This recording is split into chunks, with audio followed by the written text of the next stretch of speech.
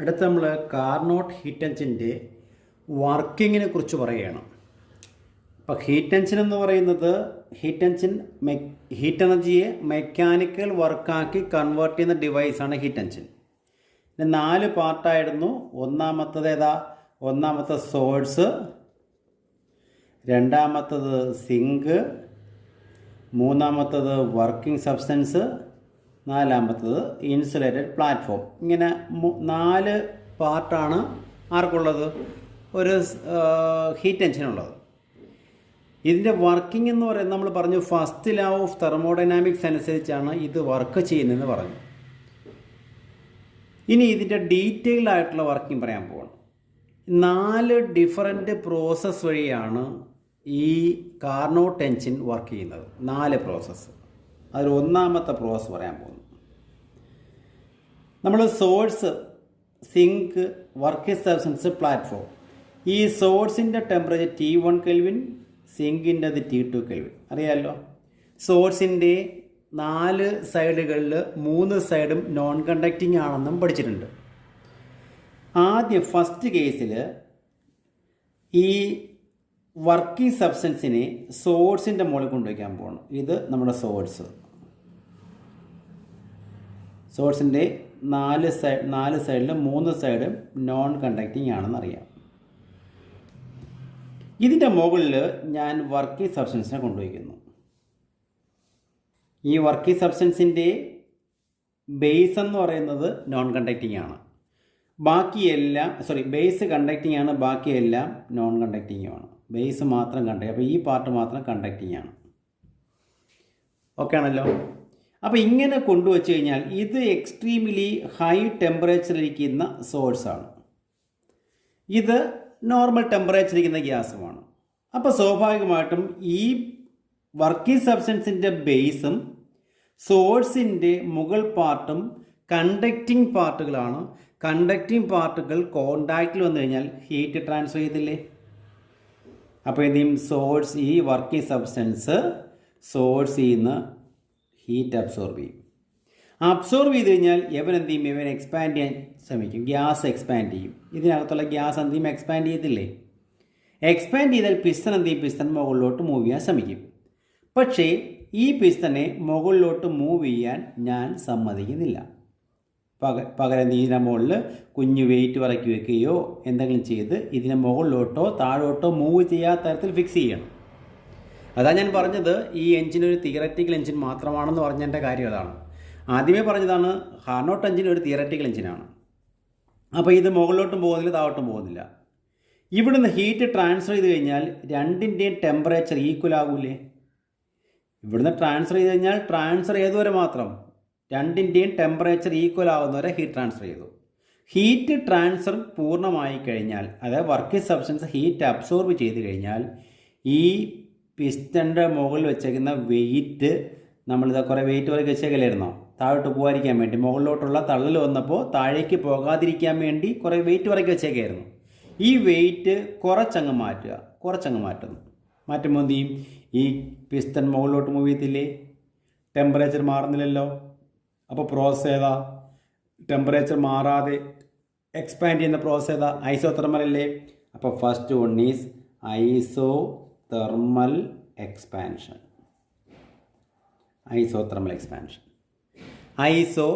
Expansion. Clear ആയോ? അപ്പോൾ ആദ്യം ഇങ്ങനെ പറയുക, എന്താണ്? Working substance is placed on source. So heat energy transfer from source to working substance until they attain a common temperature. Then the gas expands isothermally.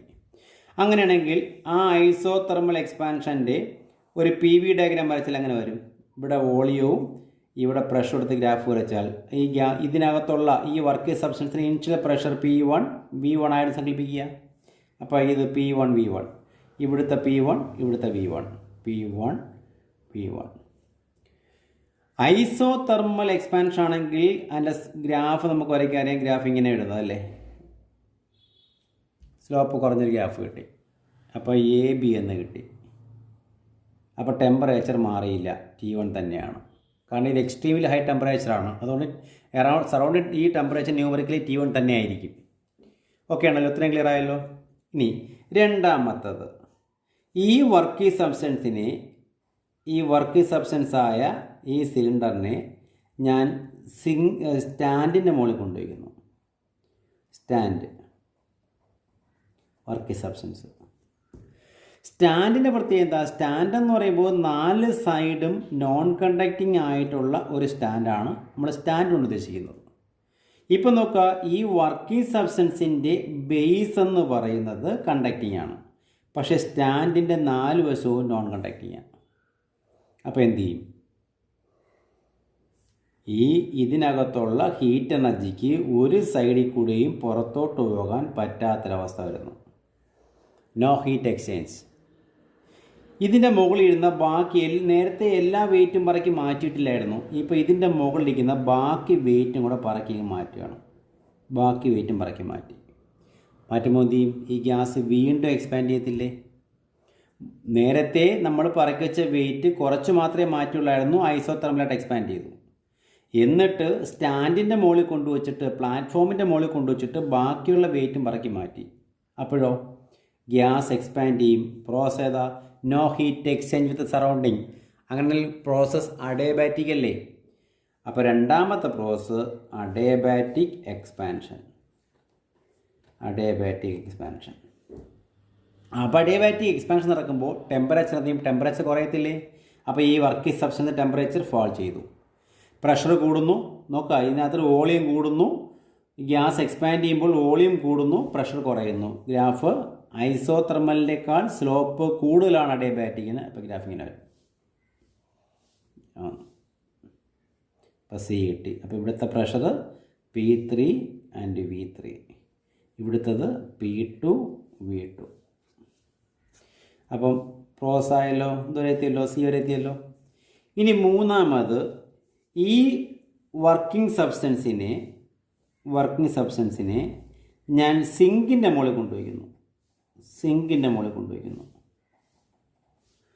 Working സബ്സ്റ്റൻസിനെ സിങ്കിൻ്റെ മുകളിൽ കൊണ്ടുവയ്ക്കുമ്പോൾ എന്ത് ചെയ്യും? എന്ന് സംഭവിക്കുന്ന ആലോചിക്കുകയും. സിങ്ക് എന്ന് പറയുന്നത് ലോ ടെമ്പറേച്ചർ ബോഡിയാണ്. സോഴ്സ് ഇപ്പം ഈ വർക്കിംഗ് സബ്സ്റ്റൻസ് ഇപ്പോൾ ഹൈ ടെമ്പറേച്ചർ T1 നിൽക്കുകയാണ്. അപ്പോൾ ഇനിയിപ്പോൾ എന്ത് സംഭവിക്കും? ഇത് എക്സ്ട്രീംലി ലോ ടെമ്പറേച്ചറാണ്, അത് ആലോചിക്കുക. അപ്പോൾ എന്ത് ചെയ്യും? വർക്കിംഗ് സബ്സ്റ്റൻസിൽ നിന്ന് സിങ്കിലേക്ക് ഹീറ്റ് ട്രാൻസ്ഫർ നടക്കത്തില്ലേ? അങ്ങനെ സിങ്കിലേക്ക് ഹീറ്റ് ട്രാൻസ്ഫർ നടന്നു കഴിഞ്ഞാൽ ഈ വർക്കിംഗ് സബ്സ്റ്റൻസിൻ്റെ ടെമ്പറേച്ചർ എന്ത് ചെയ്യും? ടെമ്പറേച്ചർ കുറഞ്ഞു വരത്തില്ലേ? രണ്ടും തമ്മിൽ എന്ത് ചെയ്യും? ഈ വർക്കിംഗ് സബ്സ്റ്റൻസിൻ്റെ സിങ്കിൻ്റെ ടെമ്പറേച്ചർ ഏകദേശം തുല്യമായിട്ട് മാറുന്ന കണ്ടീഷൻ വരെ ഹീറ്റ് ട്രാൻസ്ഫർ ചെയ്യത്തില്ലേ? അപ്പോൾ എന്ത് ചെയ്യും? ഇതിനകത്തുള്ള ഗ്യാസ് കംപ്രസ് ചെയ്യത്തില്ലേ? അപ്പോൾ നേരത്തേതുപോലെ ഈ ഗ്യാസിനെ കംപ്രസ് ചെയ്യാൻ ഞാൻ അനുവദിക്കുന്നില്ല. ഏതുവരെ? രണ്ടിൻ്റെയും ടെമ്പറേച്ചർ ഈക്വൽ ആകുന്നത് വരെ കംപ്രസ് ചെയ്യിപ്പിക്കുന്നില്ല. ഇപ്പോൾ രണ്ടിൻ്റെ ടെമ്പറേച്ചർ ഈക്വലായി, വർക്കിംഗ് സബ്സ്റ്റൻസിൻ്റെയും സിങ്കിൻ്റെ ടെമ്പറേച്ചർ ഈക്വലായി മാറിക്കഴിഞ്ഞാൽ ഈ ഗ്യാസിനെ എന്ത് ചെയ്യുക? സ്ലോ ആയിട്ട് കംപ്രസ് ചെയ്യിപ്പിക്കുന്നു. കംപ്രസ് ചെയ്യുമ്പോൾ ടെമ്പറേച്ചർ മാറുന്നില്ല, കാരണം ടെമ്പറേച്ചർ കോൺസ്റ്റൻ്റ് ആയതിനു ശേഷം മാത്രമാണ് കംപ്രസ് ചെയ്യുന്നത്. അങ്ങനെ കംപ്രസ് ചെയ്യുമ്പോൾ temperature remains constant. Process isothermal ആണല്ലോ. പക്ഷേ എക്സ്പാൻഷൻ അല്ല, മറിച്ച് എന്താ? ഐസോതെർമൽ കംപ്രഷനാണ്.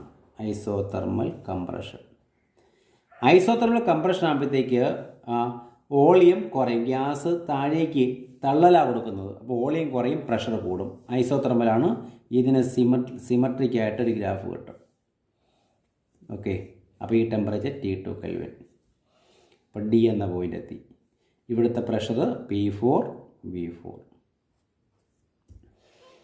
നാലാമത്, ഈ വർക്കിംഗ് സബ്സ്റ്റൻസിനെ ഞാൻ നേരെ സ്റ്റാൻഡിൻ്റെ മുകളിൽ കൊണ്ടുവയ്ക്കുന്നു. ഇൻസുലേറ്റിംഗ് സ്റ്റാൻഡിൻ്റെ മുകളിൽ കൊണ്ടുവയ്ക്കുന്നു.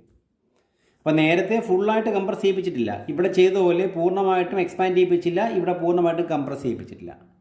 സ്റ്റാൻഡിൻ്റെ മുകളിൽ കൊണ്ടുവയ്ക്കുമ്പോൾ എന്ത് ചെയ്യും? സ്റ്റാൻഡിൻ്റെ മുകളിൽ കൊണ്ടുവയ്ക്കുമ്പോഴത്തേക്ക് പ്രോസസ് അഡിയബാറ്റിക് ആകും. കാരണം നോ ഹീറ്റ് എക്സ്ചേഞ്ച് വിത്ത് സറൗണ്ടിങ് ആണ്. സറൗണ്ടിങ്ങുമായിട്ട് യാതൊരു ഹീറ്റും എക്സ്ചേഞ്ച് ഉണ്ടാകുന്നില്ല. ഹീറ്റ് എക്സ്ചേഞ്ച് ഉണ്ടാകുന്നില്ലെങ്കിൽ പ്രോസസ് എന്തായിട്ട് മാറി? അഡിയബാറ്റിക്കായിട്ട് മാറി. വീണ്ടും എന്ത് ചെയ്യുക? ഗ്യാസിനെ വീണ്ടും കംപ്രസ് ചെയ്യിപ്പിക്കുന്നു. അതിൻ്റെ പഴയ പോയിന്റിലേക്ക് P1 V1ലേക്ക് കംപ്രസ് ചെയ്യിപ്പിക്കുന്നു. അപ്പം നാലാമത്തെ process adiabatic compression. Adiabatic compression. അപ്പോൾ ഗ്യാസ് എന്ത് ചെയ്യും? ഗ്യാസ് വീണ്ടും പഴയ പോയിന്റിൽ എത്തിച്ചേർന്നു. ക്ലിയറായോ? അപ്പോൾ സൈക്ലിക് പ്രോസസ്സായി തുടങ്ങിയിടത്ത് തന്നെ എത്തിച്ചേർന്നു. ഇതാണ് കാർനോട്ട് എഞ്ചിൻ്റെ 4 ഡിഫറൻറ്റ് സൈക്കിൾ. അപ്പോൾ ഓരോ പാർട്ട് എങ്ങനെ പറയും? ഈ എ ബി എന്ന പാർട്ട് എന്താണ്? ഐസോതെർമൽ എക്സ്പാൻഷനാണ്.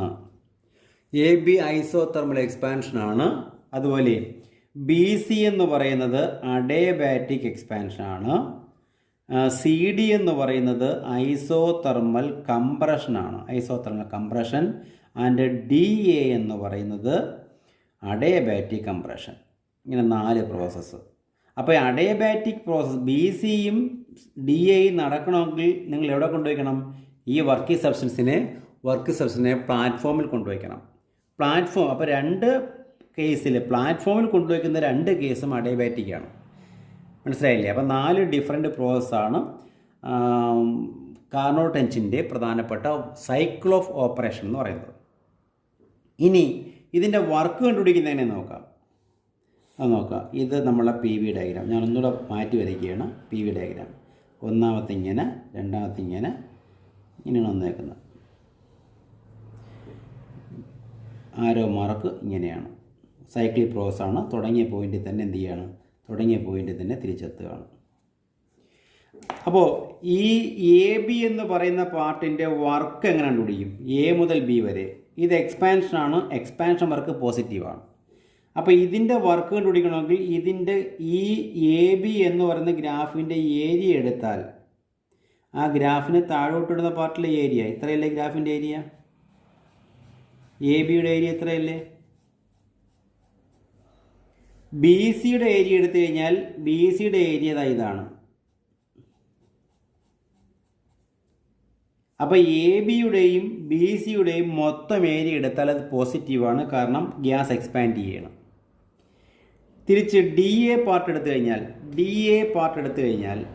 ഈ ഡി എ പാർട്ടിൻ്റെ ഏരിയ എന്ന് പറയുന്നത് ഇതല്ലേ? ഡി എ പാർട്ടിൻ്റെ ഏരിയ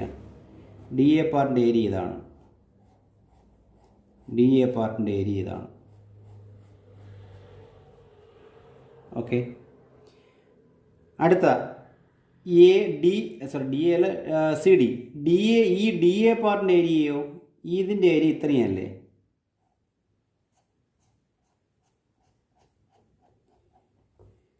ഈ ചുമന്ന ഷെയ്ഡ് രണ്ടും എന്താണ്? നെഗറ്റീവ് വർക്കല്ലേ? ഇവിടെ ഗ്യാസ് കംപ്രസ് ചെയ്യല്ലേ, ഇവിടെയും കംപ്രസ് ചെയ്യല്ലേ. അപ്പം കംപ്രഷൻ വർക്ക് നെഗറ്റീവാണ്. അപ്പം എ ബി പോസിറ്റീവാണ്, ബി സി പോസിറ്റീവാണ്. അപ്പോൾ ഇത് രണ്ടും കൂടെ കൂട്ടുമ്പോൾ ഇതിൻ്റെ ഇത്രയും പാർട്ടിൻ്റെ ഏരിയ കിട്ടത്തില്ലേ? അതായത് ഇത്രയും പാർട്ടിൻ്റെ ഏരിയ, ഈ മൊത്തം പാർട്ടിൻ്റെ ഏരിയ കിട്ടി. അതിൽ നിന്ന് സി ഡി എന്ന് പറയുന്നത് നെഗറ്റീവാണ്, ഡി എയും നെഗറ്റീവാണ്. അപ്പോൾ ഈ 2 വർക്കിൻ്റെ ടോട്ടൽ ഏരിയ, ഈ 2 പാർട്ടിൻ്റെ ടോട്ടൽ ഏരിയ എന്ന് പറയുന്നത് ഈ ചുവന്ന ഷെയ്ഡല്ലേ? അപ്പം നെറ്റ് വർക്ക് എത്ര? നെറ്റ് വർക്ക് ഈക്വൽ ടു എന്ത് ചെയ്താൽ? നെറ്റ് വർക്ക് ഈക്വൽ ടു ഇത് മൈനസ് ഇത്. ശരിയല്ലേ? ഇതിൽ നിന്ന് ഇത് കുറച്ചാൽ മതി. എന്ന് വെച്ചാൽ എന്ത് കിട്ടും? ഈ പാർട്ടിൻ്റെ ഏരിയ കിട്ടത്തില്ലേ? കിട്ടിയ ഏരിയ എന്ത് ചെയ്താൽ? A B C D. ഇത് ഈ നമ്മൾ വരച്ചേക്കുന്ന ഇങ്ങനെ ഗ്രാഫ് കിട്ടിയില്ലേ? ഈ പാർട്ടിൻ്റെ ഇത്രയും പാർട്ടിൻ്റെ ഏരിയയാണ് നെറ്റ് വർക്ക് എന്ന് പറയുന്നത്. അപ്പോൾ net work equal to area of the indicator diagram. ഇതാണ് ഏത്? കാർനോട്ട് എഞ്ചിൻ്റെ വർക്കിംഗ് എന്ന് പറയുന്നത്. അപ്പോൾ കാർനോട്ട് എഞ്ചിന് 3 പാർട്ടാണുള്ളത്. 4 പാർട്ടുണ്ട്. 4 ഡിഫറൻറ്റ് സൈക്കിൾ ഓഫ് ഓപ്പറേഷനും ഉണ്ട്. ഒന്ന് isothermal expansion, adiabatic expansion, isothermal compression and adiabatic compression. ഈ സൈക്കിൾ ഓഫ് ഓപ്പറേഷൻ ഒന്ന് പഠിച്ചു വയ്ക്കുക. സാധാരണഗതിയിൽ പരീക്ഷയ്ക്ക് കൃത്യമായിട്ടും ചോദിക്കുന്ന ഒരു ക്വസ്റ്റ്യനാണ് വർക്കിംഗ് ഓഫ് കാർനോട്ട് എഞ്ചിൻ എന്ന് പറയുന്നത്. ഓക്കെ.